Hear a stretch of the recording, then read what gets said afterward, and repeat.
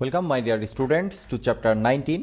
এটা খুবই ইম্পর্টেন্ট একটা চ্যাপ্টার। এই চ্যাপ্টারে আমরা ফাইল আপলোডিং সম্পর্কে জানব, কারণ আমাদের ফিউচারে আমাদের প্রজেক্টটা যদি আমরা কমপ্লিট করতে চাই তাহলে অনেক জায়গায় আমাদের ফাইল আপলোডিং নিয়ে কাজ করতে হবে। বিশেষ করে প্রোফাইল পিকস আপলোড, একটা পোস্টের থাম্বনেইল জেনারেট করা, দেন হচ্ছে একটা পোস্টের ভেতরে ইন্টারনালভাবেও অনেক ইমেজ থাকতে পারে, সেই ইমেজগুলো আমাদেরকে হ্যান্ডেল করতে হবে। শুধুমাত্র ইমেজ না, আপনি যে কোনো রকমের ফাইল আপলোড করতে পারবেন নোড.js-এ বা এক্সপ্রেস অ্যাপ্লিকেশনে এই চ্যাপ্টারটা কমপ্লিট করার পরে।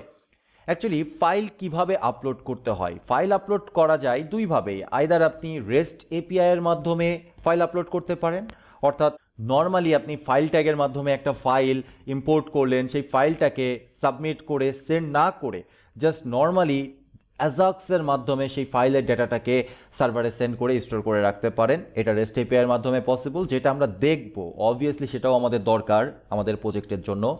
এবং অ্যাজ ইউজুয়াল কী হয়, অ্যাজ ইউজুয়াল একটা ফর্ম থাকে, সেই ফর্মের ভেতরে আমরা ফাইল আপলোড করি, সাবমিট বাটনে ক্লিক করি, ফর্মটা গোল গোল গোল গোল ঘোরার পরে আর কি অ্যাজ ইউজুয়াল ডেটাটা ফাইলটা আমাদের সার্ভারে আসে এবং সেই ফাইলটা আমরা স্টোর করে রাখি কোনো একটা জায়গায়। এখন ফাইল স্টোরেজ হিসাবে আপনি কি ব্যবহার করবেন, এটাও একটা কোশ্চেন। ফাইল স্টোরেজ হিসাবে আপনি আপনার সার্ভারটাকে ব্যবহার করতে পারেন, যেটা একটা ওর্স ডিসিশন।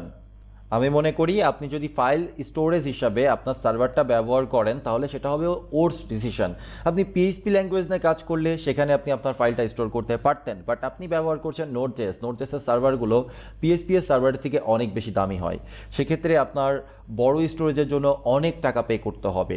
তাই কখনোই এটা বেটার সলিউশন না যে আপনি যেই সার্ভারে আপনি আপনার অ্যাপ্লিকেশনটা হোস্ট করেছেন সেখানেই আপনি আপনার ইমেজগুলোকে আপলোড করে রাখছেন। যখন অ্যাপ্লিকেশন ছোট থাকবে তখন আসলে প্রবলেমটা বোঝা যাবে না, কিন্তু যখন অ্যাপ্লিকেশনটা লার্জ হবে, যখন অনেক ইউজার বেজ হবে, তখন আপনার প্রচুর স্টোরেজ নষ্ট হবে এই ইমেজ বা এই ফাইলগুলো আপলোড করার কারণে। এর জন্য বেস্ট সলিউশন হচ্ছে বিভিন্ন থার্ড পার্টি সার্ভিস যারা স্টোরেজ প্রোভাইড করে থাকে। ইভেন গুগল ড্রাইভকেও আপনি স্টোরেজ হিসাবে ব্যবহার করতে পারেন, ড্রপবক্সকে ব্যবহার করতে পারেন, ক্লাউডিনারি নামের একটা চিপ সার্ভিস আছে সেটা ব্যবহার করতে পারেন, অ্যামাজনের S3 বাকেট যেটা আছে সেটা ব্যবহার করতে পারেন।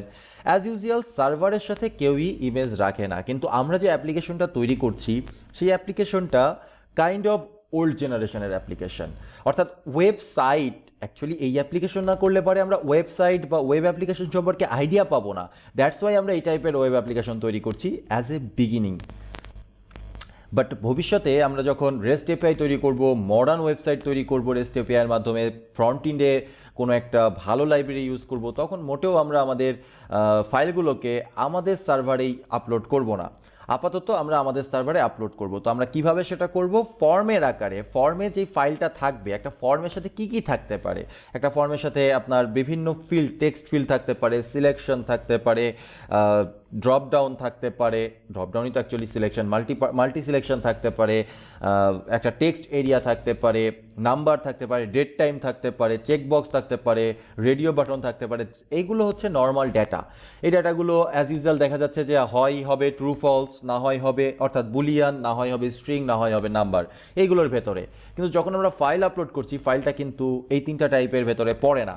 তো এই ক্ষেত্রে আমাদেরকে মাল্টিপার্ট ফর্ম ইউজ করতে হবে, এবং মাল্টিপার্ট ফর্মের মাধ্যমে আমরা যখন রেস্ট এপিআই ইউজ করি আর যাই ইউজ করি, আমাদের মাল্টিপার্ট ফর্মের মাধ্যমেই ডেটাটাকে আপলোড করতে হবে সার্ভারে। ওকে, তো আর কথা বাড়াবো না, পরবর্তী ভিডিওতে চলে যাব, এবং পরবর্তী ভিডিওতে আমরা একটা টুলস নিয়ে আলোচনা করব যেই টুলসটা আমাদের সাহায্য করবে এই ফাইলগুলো আপলোড করার কাজে।